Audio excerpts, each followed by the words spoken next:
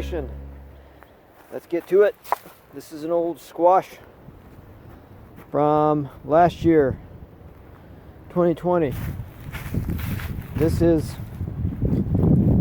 the spring of 2021. I don't really, well, I hear a little bit in there. So I'm just going to break this thing up and see what's in here. Woo, that's loud. Excuse me if I put the phone down for a second. Alright, so that's what we're looking at.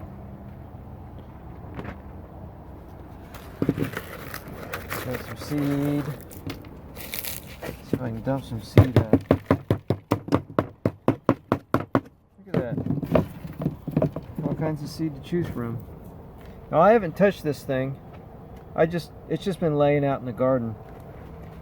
It grew to full size and I just never picked it. I may have picked it, but it just kind of stayed right there in the garden. But I just pulled these seeds out of it. So instead of harvesting the seed and collecting it and drying it out and everything, I'm just gonna do it the old-fashioned way. This did all my storing for me. I still got plenty of seeds in there. There's tons of seeds. But I mean, you know how that is. The squash zucchini always grows a lot of seed. So here I have my special mix. Of course, that's way too many seeds. Be plain, so I don't know. Let's do 1, 2, 3. Let's pull some of these out. Whenever I plant them, I like to plant them where you got the point end down, so when it grows, it'll go straight up and it doesn't have to do any weird tricks to try to get up and out. It just grows straight up nice and easy.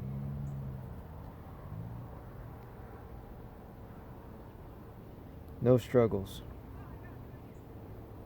Okay, so we got 1, 2, 3, 4, 5, 6 planted, and we'll just cover that up. Look at that. Look at all those seeds left. And I'll just put a little bit of sawdust on top.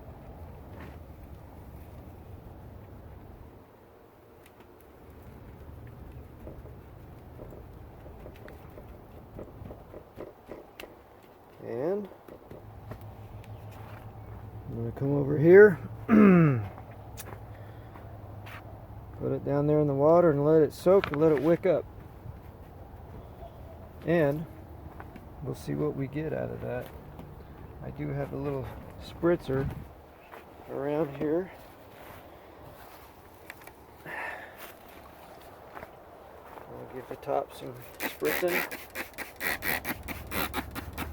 This is going to take quite a bit of spritzing in order for a good soaking, so I'll keep doing that and we'll see how this thing turns out. This is zucchini and squash already, and it's doing quite nice as we have a temperature of 97 in here. A little too hot for my liking, but you know, this is the greenhouse I just built.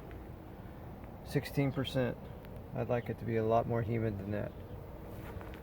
But anyway, we'll get this soaking real nice and good and let it wick up.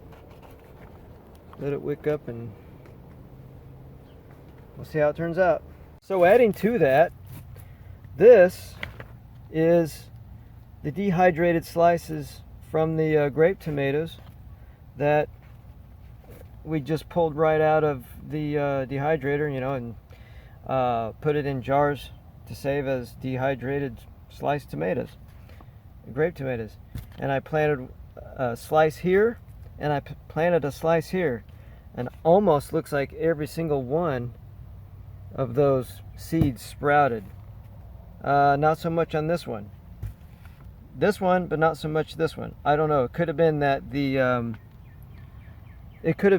that when it was slicing, it sliced the slicer, the mandolin sliced right into the seeds. So that could be the reason for that. Anyway, I just wanted to test it and see what would happen.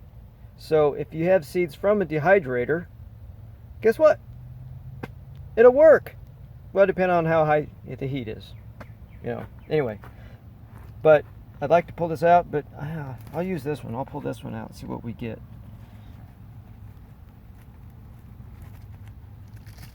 There it is. There's part of the slice. You can see.